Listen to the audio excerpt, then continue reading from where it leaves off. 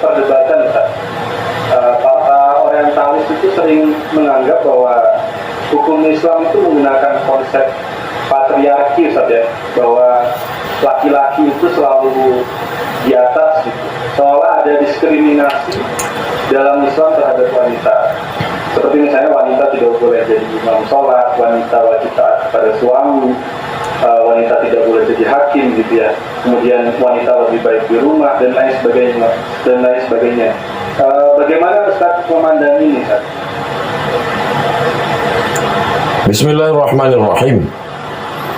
Kalau kita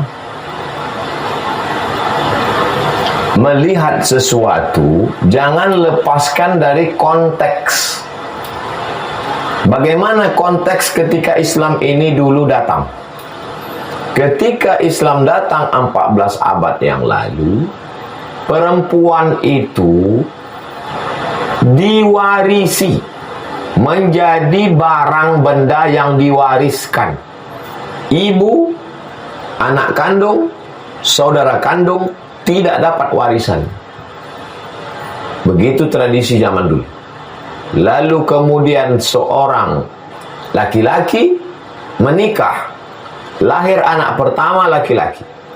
Habis itu si laki-laki tadi menikah yang terakhir saat dia sudah tua punya istri lagi, karena mereka zaman dulu poligaminya tanpa batas. Ketika meninggal, anak yang pertama ini boleh mewarisi istri bapaknya yang terakhir. Maka ketika Islam datang, haram hukumnya menikahi ibu tiri. Ibu tiri, istri bapak kita, itu mahram mu'abbad. Sampai hari kiamat, dia adalah ibu kita, tak boleh dinikahi.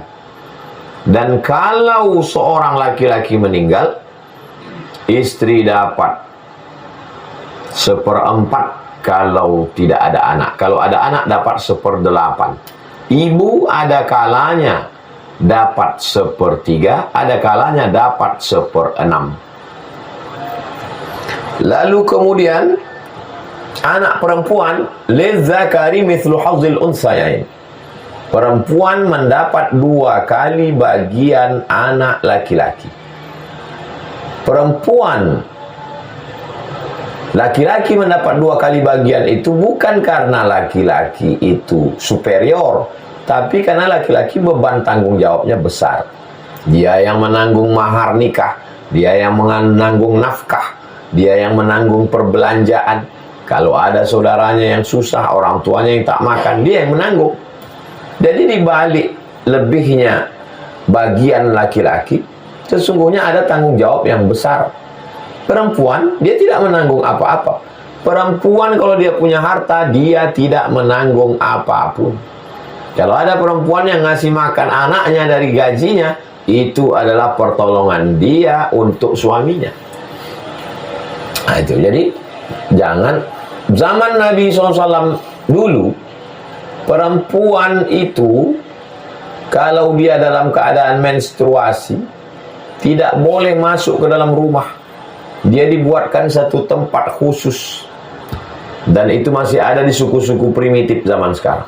Ketika Islam datang, perempuan yang menstruasi, mohon maaf, boleh serumah dengan suaminya, boleh satu kamar, boleh satu tempat tidur, boleh memasak. Tidak ada satu larangan apapun. Jadi Islam datang sangat moderat, memotong jarak zaman 14 abad.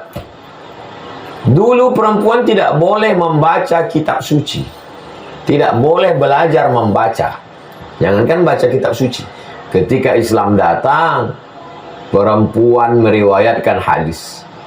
Baca tarajim rijal, biografi periwayat hadis. Berapa banyak periwayat perempuan-perempuan dari kalangan sahabat, dari kalangan tabi'in, dari kalangan atba' tabi'in. Bahkan ketika kami belajar di Maghribi Maroko, Darul Hadis, salah satu dosennya Dr. Faridah Zammaru adalah perempuan, menjadi dosen, dan dia belajar kepada Dr. Rawandi Dr. Rawandi juga berguru kepada seorang perempuan namanya Aisyah binti Syati Abdurrahman. Aisyah Abdurrahman binti Syati, seorang perempuan yang luar biasa menafsir Al-Quran. Nah, jadi orang yang mengatakan Islam mendiskreditkan perempuan, ada sesuatu di balik statementnya itu, sesuatu kejahilannya, atau pura-pura jahil karena dia ada dapat pesanan untuk mendiskreditkan Islam. Demikian, wallahu a'lam bishawab. Baik, alhamdulillah terjawab sudah. Jadi sebenarnya aturan-aturan yang ada ini dalam rangka memuliakan saja.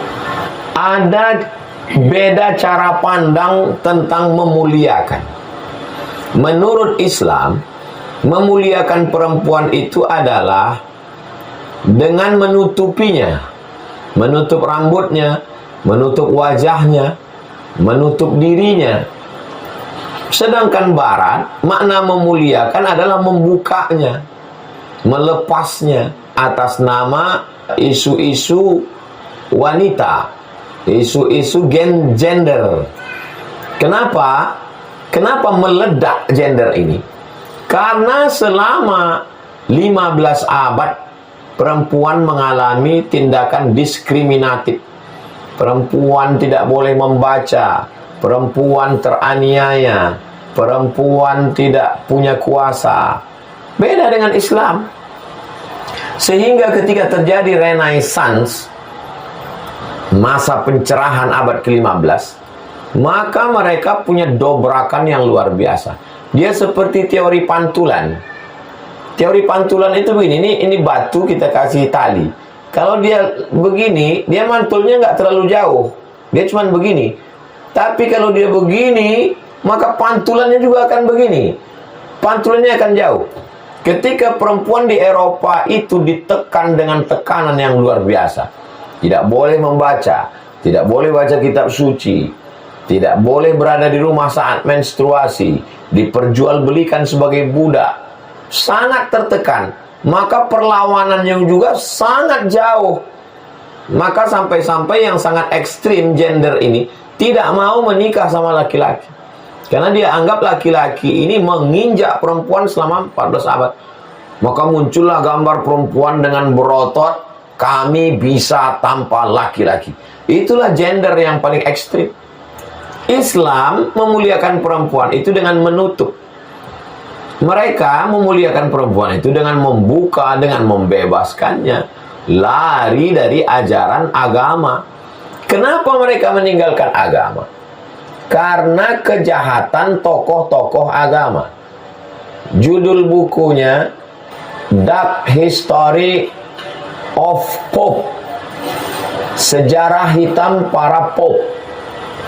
Tulis saja di Google, Dark History of Pope. Lengkap di dalam itu. Bagaimana kejahatan tokoh-tokoh agama di abad pertengahan membuat orang menjadi anti agama. Maka muncullah apa yang disebut dengan agnostik. Agnostik orang percaya sama Tuhan tapi tidak mau beragama. Karena tokoh agamanya jahat-jahat. Akhirnya muncullah anti agama. Tapi tidak anti Tuhan. Ketika ditanya, kamu percaya sama Tuhan? Percaya. Tapi beragama. Tuhan terlalu besar untuk diklaim oleh satu agama. Kenapa? Karena ada sakit hati. Dark History of Popes. Vice, Murder, and Corruption.